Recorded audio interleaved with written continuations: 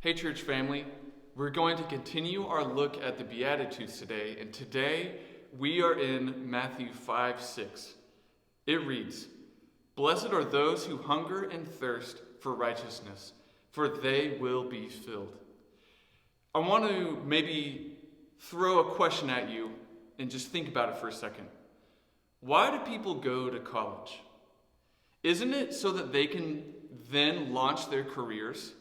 That they can then start their businesses, that they then can start their endeavors because they've been accredited and they've gone through these programs? Yeah, you go to college to study. You study under people that know what they're doing, they've been through it. You go to college to grow.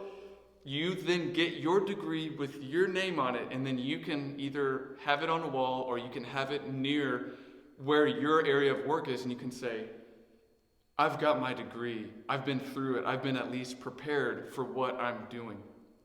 Also consider the do-it-yourself industry. The Home Depots, the Lowe's, the Ace Hardware. Any Ace Hardware people out there? It's a good store. It feels a little bit smaller even though it's still like a mega corporation. Anyways, with Google and with YouTube and with these stores, there are so few tasks that we don't feel like we can approach and do ourselves. Whenever you succeed at accomplishing what you're trying to do, you feel like you're on top of the world. But then whenever sometimes, some of us, it's more than others, we end up making things worse, and then we have to call a technician, and they're like, what were you doing? Just call us in the beginning. But anyways, we try to do things by ourselves all the time. Being a disciple in Bible times, I think we lose sight as to what it meant that they were disciples and what it meant to follow Jesus. They didn't just go to a few classes. They didn't just go to a church meeting once or twice a week. They left their jobs. They left their family. They left their homes. They were following their rabbi to learn from the rabbi or teacher. But in this case, the disciples were following Jesus, the Son of God. So it was even a little bit more important than the usual discipleship. But these disciples, they had ambitions. Yes, they were thinking, I want to serve God, but they were still wanting to kind of do it themselves, to become their own rabbinic teacher, to become an established presence in the community to where it's like, hey, things are going good because I've put in the work and I know what I'm doing. So really, that is just a part of humanity. We struggle to actually know when we should take the credit and whenever we should lean on something or someone else.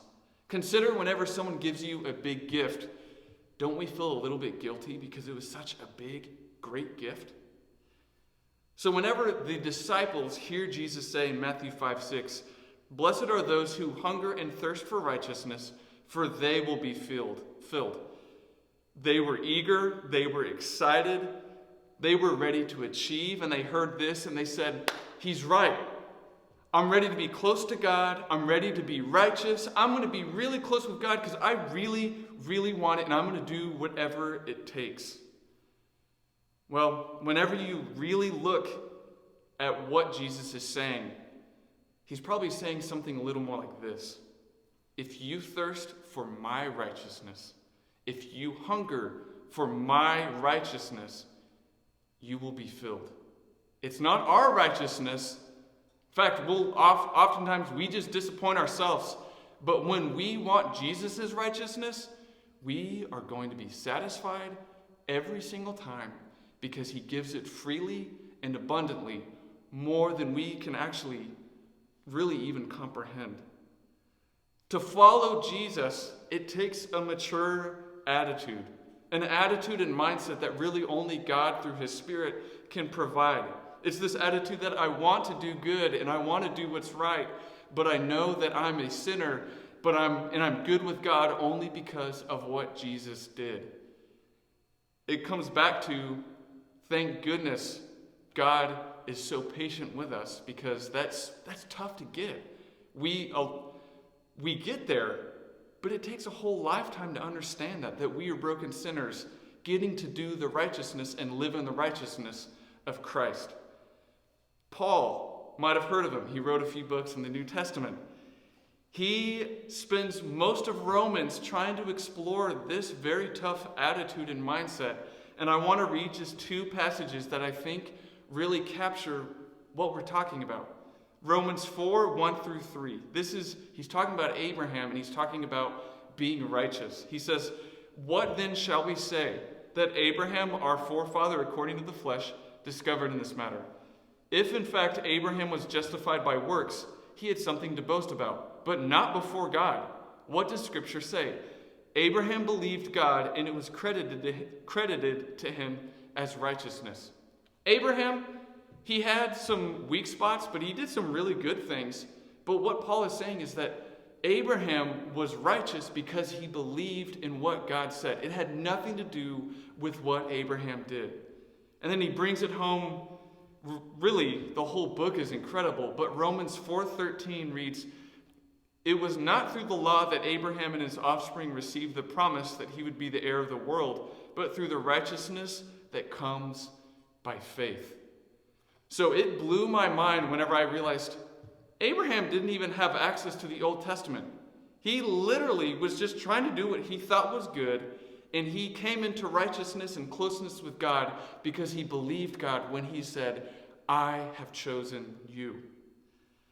Our identity and our righteousness is in Jesus. To play off of what we're talking about with the getting a degree, our degree doesn't say our names.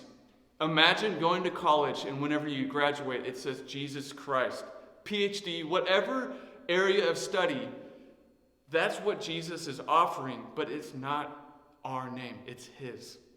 So, one final thought, and then I want to leave you with a challenge, is that whenever I have tried and had ambition and tried so hard to be close to God, I've usually been kind of disappointed in how I feel about myself and what happens. But every single time that I try to lean in and trust God and lean into Jesus and what he says and say, "Jesus, you really are the Son of God," it provides a satisfaction, it provides a peace, it provides an insight that I simply cannot get by myself. So this is the challenge today. Whenever you pray today, do not pray hoping to achieve closeness to God. That's already been done for you. Pray that God opens your eyes to what he's done through Jesus in your life and in the world around you. Have a great day.